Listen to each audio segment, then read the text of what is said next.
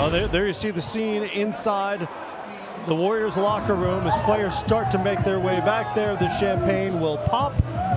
We'll get plenty of interviews. We'll have players out here on the set here as well as the Warriors get a chance to celebrate for the second time in 3 years, as I mentioned, but for the first time as the Kevin Durant version. And this was a team that had significant turnover in large part because of the salary cap necessities of signing Kevin Durant. Couldn't keep everybody. Roughly half the squad turned over from last year's team here in the finals. So a lot of guys are going through this for the first time. No question, Matt, and it's pretty remarkable. Obviously, Kevin Durant, including him in the mix with this core, sensational.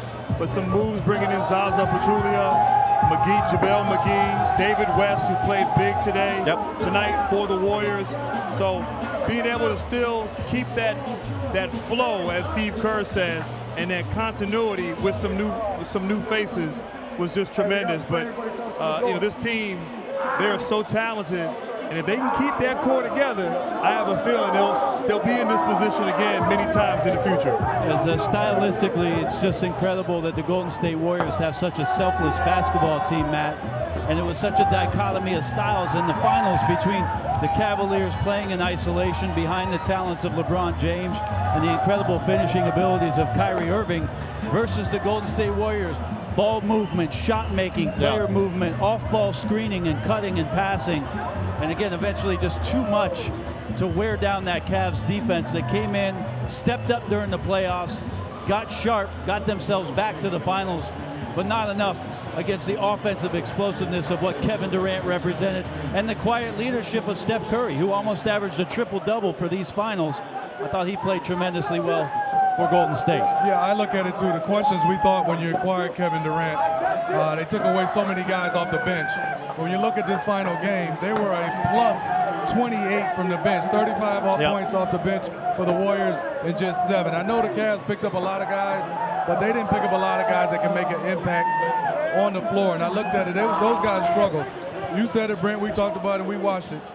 Iguodala was unbelievable. Awesome. And then I would say impact, when we all talked about having a great start, Zaza didn't score a point, but I thought what he did to start this game was phenomenal. The box outs, the tip outs, the offensive rebounding, possessions. He gave them big moments at the beginning. The Warriors celebrate. Kevin Durant is the finals MVP. He's the first player since Moses Malone to change teams in the offseason and follow it up with a finals MVP the following season.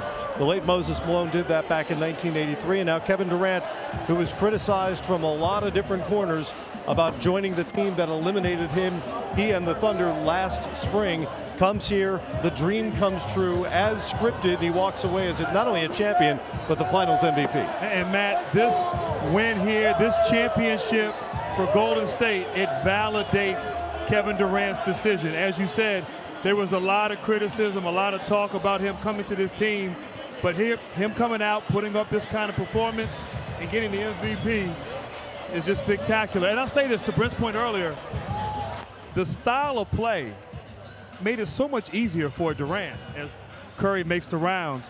You know, he was a great player, we all knew, and a great offensive player in Oklahoma City. But you incorporate him into this style of play, it was easier.